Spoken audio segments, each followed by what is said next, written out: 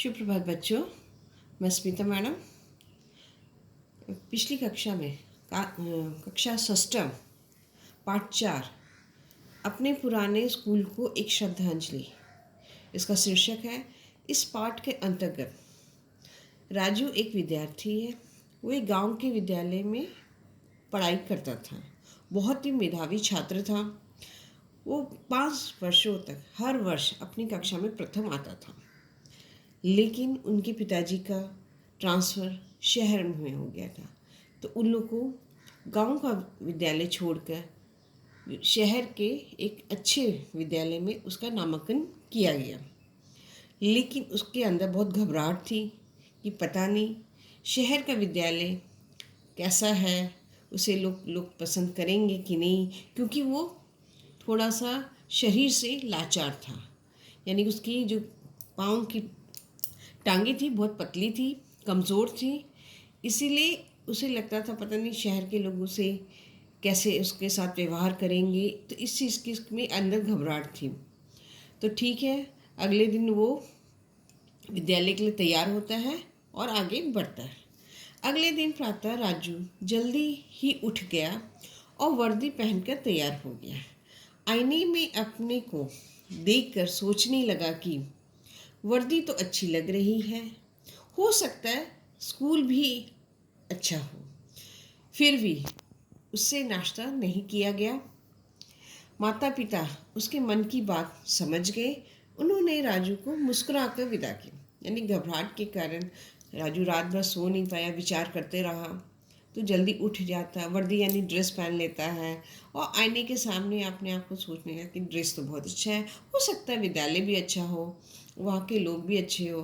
तो लेकिन थोड़ी सी अंदर घबराहट, इसलिए नाश्ता उससे किया गया। तो पिताजी और उसकी माताजी दोनों समझ गए कि शायद ये घबरा रहा है, लेकिन उन्होंने मुस्कुराकर राजू को घर से विदा किया। अब राजू विद्यालय की ओर आता है। राजू धीरे धीरे कुछ लंगड़ा कर चलने लगा। यानी धीरे, यानी उसके पाँव तो कमज़ोर थे, इससे वो तेज से कभी चल नहीं सकता था। तो वो धीरे धीरे कुछ लंगड़ा कर चलने लगा। तो शरारती बच्चे बस उसकी चाल का मजाक उड़ाने लगे। देखते ही देखते बच्चों का एक बड़ा समूह उसकी ओर इशारा करके हंसने लगे। स्कूल के अध्यापक भी पास से ऐसे गुजरे कि जैसे कुछ हो ही नहीं रहा। मतलब कहने का तात्पर्य यहाँ पर जब वो विद्यालय पहुँचता है और वो शरीर से तो लाचार है, धीरे धीरे चलता है, थोड़ा लंगड़ा के चलता है, तो शरारती बच्चे होते ही हैं, उसकी चाल को देख के मजाक उड़ाने लगे। और देखते देखते और भी बच्चों का समूह झुंड आने लगा और इशारा करके उस पर हंसने लगे। और उस विद्यालय के अध्यापक भी ऐसे गुजर रहे थे, उसे बिल्कुल नहीं रोका गया ना टोका गया कि कुछ हो नहीं रहा, वो और वापस वहाँ से उधर से गुजर के चले गए। अब उसका आगे, पहले पीरियड में अध्यापक ने राजू को कक्षा में सबसे पीछे बिठा दिया। परिचय पूछने पर राजू ने बताया कि वो गांव के एक स्कूल से आया है। इस पर दूसरे छात्रों को बहुत हंसी आ गई। राजू को उनका ये व्यवहार बिल्कुल भी अच्छा नहीं लगा। तो वह अपने आप को यही समझाता रहा कि अभी धैर्य रखने की ज़रूरत है, जल्दी ही सब कुछ ठीक हो जाएगा। पूरे दिन हर पीरियड में यही व्यवहार दोहराया जा रहा था, पर राजू जरा भी विचलित नहीं हुआ।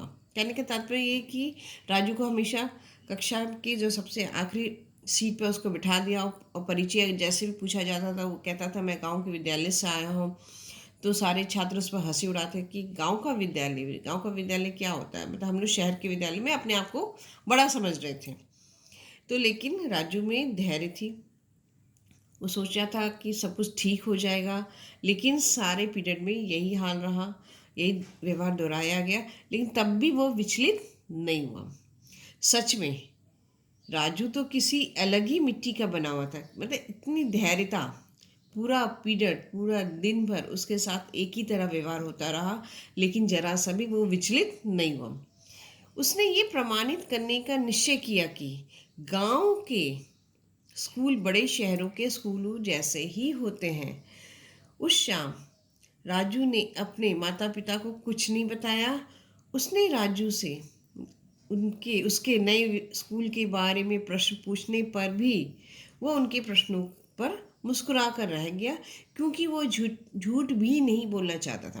कहने का था, अब उसके मन में एक संकल्प उसने ले लिया। उसने प्रमाणित करना चाहा कि गांव का जो विद्यालय होता है वो शहर के विद्यालयों से कम नहीं होते, उन्हीं जैसे होते हैं।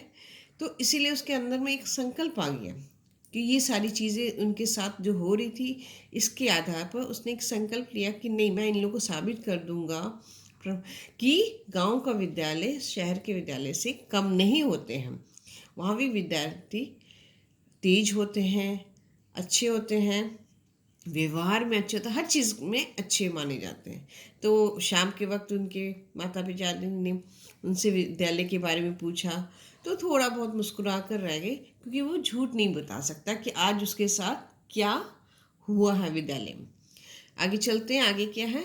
अगला दिन, उससे अगला दिन और फिर महीने, हर दिन उसके लिए एक जैसा ही रहा। उसका कोई मित्र भी नहीं बन पाया था।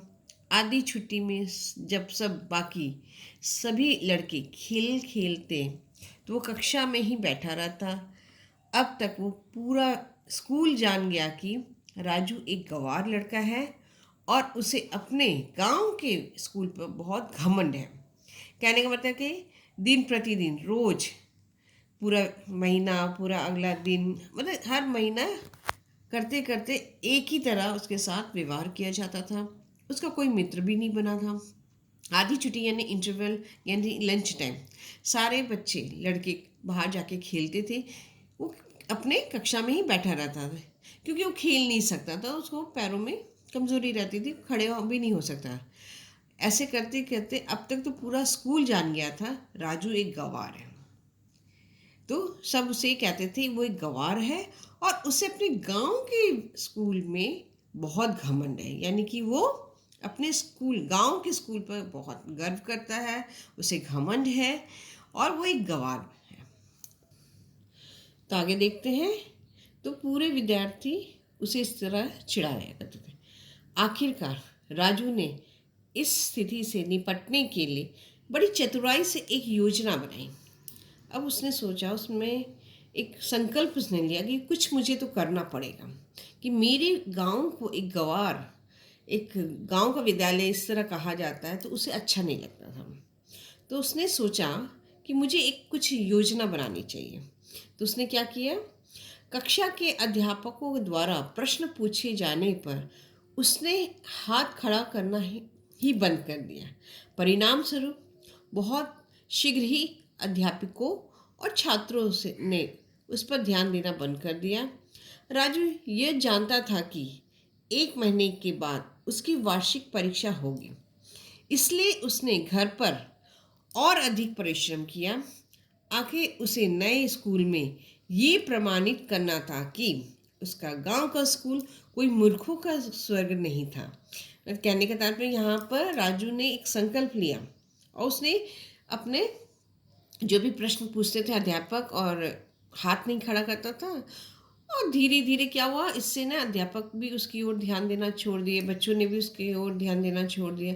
और अब उसने सोचा कि वार्षिक परीक्षा आ रही है, मुझे इसमें साबित करना है कि मेरा गांव का स्कूल कोई मूर्खों का स्वर्ग नहीं है, मूर्खों का स्कूल नहीं है। मुझे ये साबित करके दिखाना है, क्योंकि लोग उसे गंवार कहते थे, क्योंकि वो गांव से आया था। सबने मान लिया था कि राजू तो फेल होना ही है।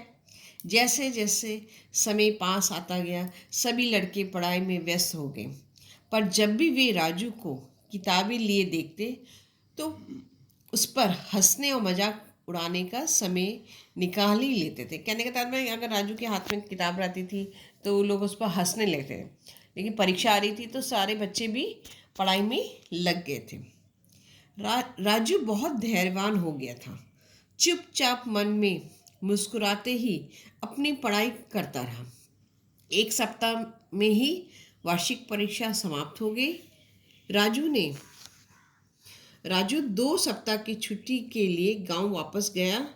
उसके बाद ही परीक्षा परिणाम निकलना था। कहने का मतलब एक परीक्षा के बाद वो गांव चला जाता है और फिर उसके बाद आता है, तो क्योंकि उस समय परीक्षा परिणाम रिजल्ट निकलना था। परिणाम निकलने के पहले दिन राजू लौट आया और अगले दिन पूरे आत्मविश्वास से अपने माता पिता के साथ परीक्षा फल देखने गया। यहाँ भी वो कक्षा में प्रथम आया था। उसके पिताजी जी प्रसन्न थे, परंतु राजा राजू के हर्ष की तो कोई सीमा ही नहीं थी। प्रथम आने पर वो इतना प्रसन्न पहले कभी नहीं हुआ था। उसने राहत की सांस ली। उसे लगा कि उसने अपने गांव के स्कूल को सच्ची श्रद्धांजलि दी। कहने के तात्पर्य जब उसने रिजल्ट देखा तो वो कक्षा में प्रथम प्रथम तो वो हमेशा आता था, लेकिन इस स्कूल में प्रथम आना उसको बहुत अच्छा लगा।